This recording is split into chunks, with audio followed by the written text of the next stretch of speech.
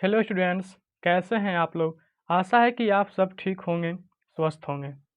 आज प्रश्नावली 3.1 का प्रश्न संख्या 11 से सॉल्व करेंगे, जिसमें प्रश्न संख्या 6 से लेकर 7 तक का पिछले क्लास में उसका सॉल्यूशन कर लिए थे। तो आज प्रश्न संख्या 11 से सॉल्व करेंगे। ठीक है, प्रश्न 11 है, सबसे छोटी संयुक्त संख्या बताएं। ठीक है, इसको समझना है।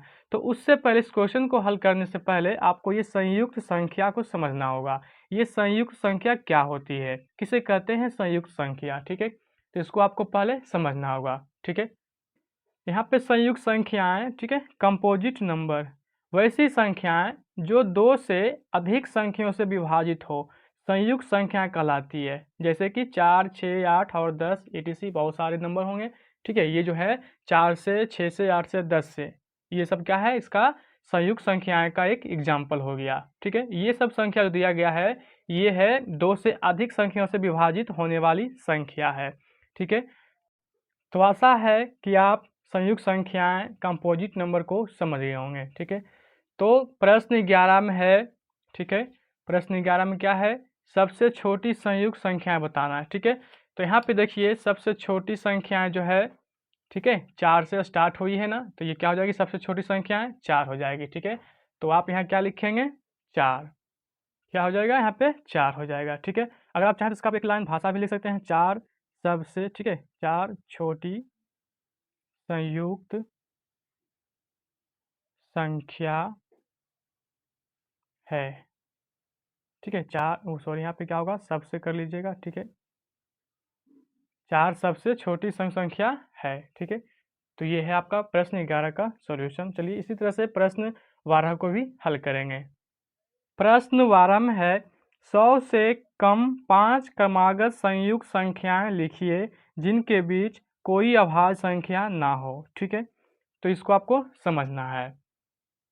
यहाँ पे आपको समझना है 100 से 5 क्रमागत संयुक्त संख्याएं, मतलब उसके बीच में कोई भी अभाज्य संख्याएं नहीं आना चाहिए। ठीक है, आपको 100 से 5 क्रमागत संख्या लगातार आपको क्या करना है, संयुक्त संख्या को उदाहरण देना है। यहाँ हमें क्या करना है, इन संख्याओं में हमें क्या करना है, संयुक्त संख्याएं को समझना है।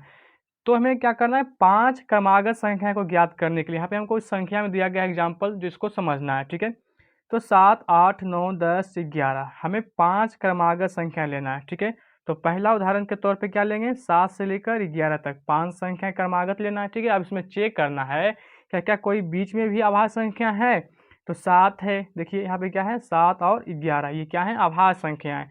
तो ये पहला एग्जाम्पल भी नहीं हो पाएगा। ठीक है, फिर नेक्स्ट 12, 13, 14 और 15। ठीक है, तो ये 5 क्रमागत संख्या हो गया, पर यहाँ भी क्या है, 13 नहीं होगा क्योंकि 13 क्या है, अभाज्य संख्या है। ठीक है, तो ये भी क्रमागत में 5 संख्याएं नहीं होगा। फिर नेक्स्ट क्या है, 16, 17, 18, 19 और ये 20। ठीक है, तो यहाँ से क्या, ये हो गया आपका 20 तक की संख्याएं, तो लगातार में ये भी संख्याएं नहीं होगी क्योंकि 17 और ये आपका 19 ये क्या है, अभाज्य संख्या है। ठीक है, तो ये तो भी नहीं होगा। ठीक है, उसी तरह से आगे बढ़ेंगे, 21, 22, 23। ठीक है, तो ये भी नहीं होगा क्योंकि क्या है, 23 अभाज्य संख्या हैं।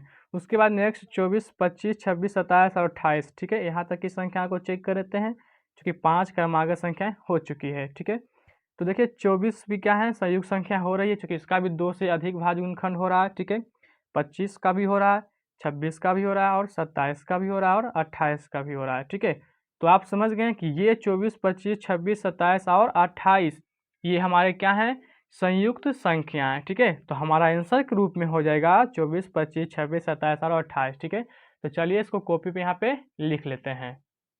तो हमने क्या किए हैं, भाषा को लिख लिए, 100 से कम 5 क्रमागत संयुक्त संख्या 24, 25, 26, 27 और 28 है। ठीक है, तो आशा है कि प्रश्न 12 को भी आप अच्छी प्रकार से समझ गए हैं। ठीक है, तो वीडियो को लाइक कर दीजिए, ठीक है, तथा कमेंट कर दीजिए।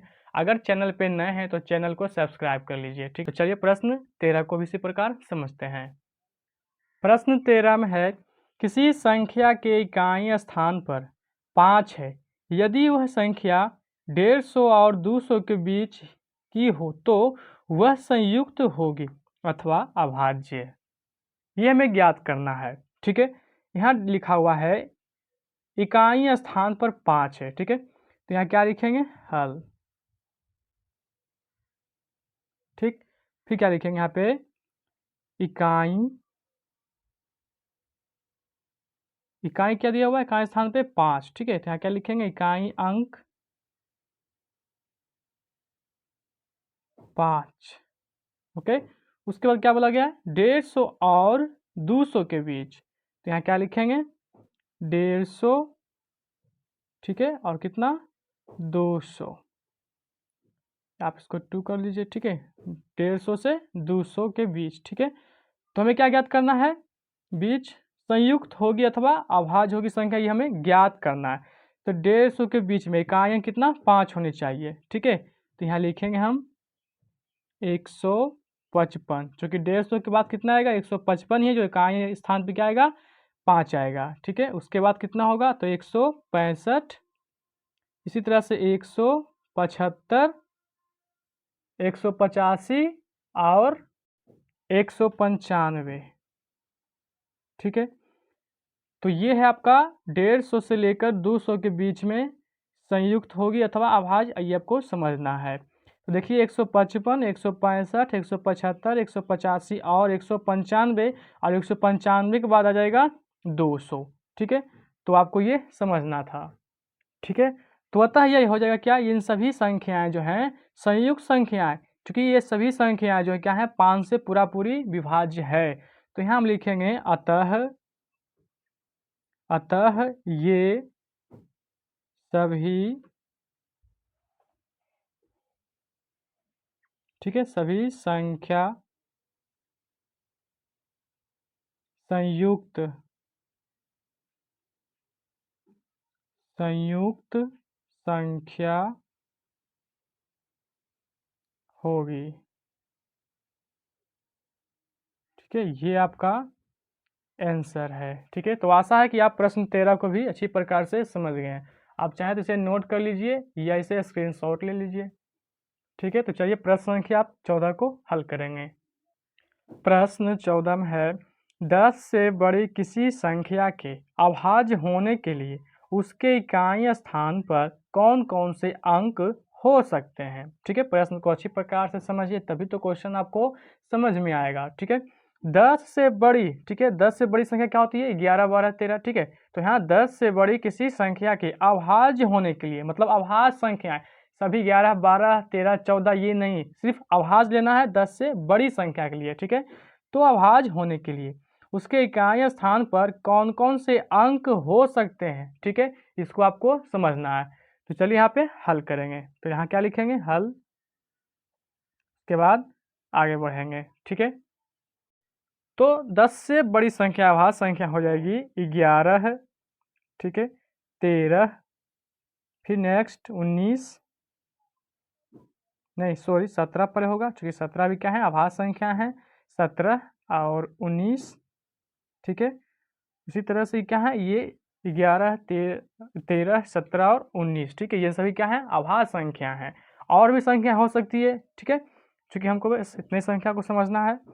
तो 11, 13, 17 और 19 ये क्या है, 10 से बड़ी अभाज्य संख्या है, इसलिए यहाँ हम भाषा क्या लिखेंगे, 19, ठीक है, 19 10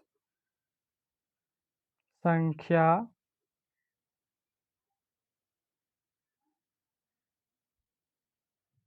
यहाँ से कर लीजिएगा, ठीक है। 10 से संख्या किसी संख्या के अभाज्य होने के लिए, ठीक है। यहाँ वीडियो को थोड़ा सा स्किप कर लेते हैं, क्योंकि वीडियो बहुत ही बड़ा बन जाएगा इस तरह से, ठीक है। हमने क्या किए हैं, भाषा को लिख लिए हैं, 10 से संख्या किसी संख्या के अभाज्य होने के लिए इकाई स्थान पर, ठीक है, क्या क्या संख्या देखो प्रश्न में बताया गया था, हो सकती है ना। देखिए इकाई पे क्या है, 1 है, 3 है, 7 है और 9 है, ठीक है। तो हमको इकाई अंक यही से पूछ रहा था, तो क्या करना है यहाँ पे, इकाई स्थान पर, ठीक है, 1, 3 और क्या है, 7 और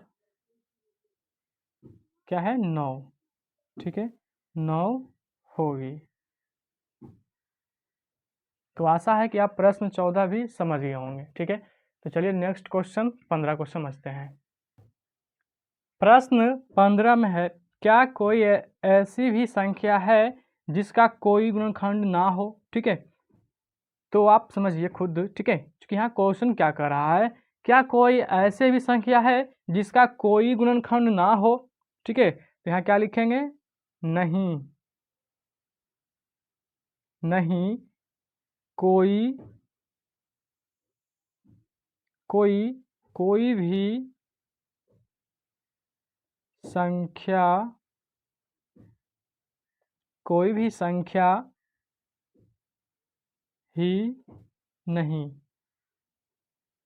ठीक है, जिसका जिसका गुणनखंड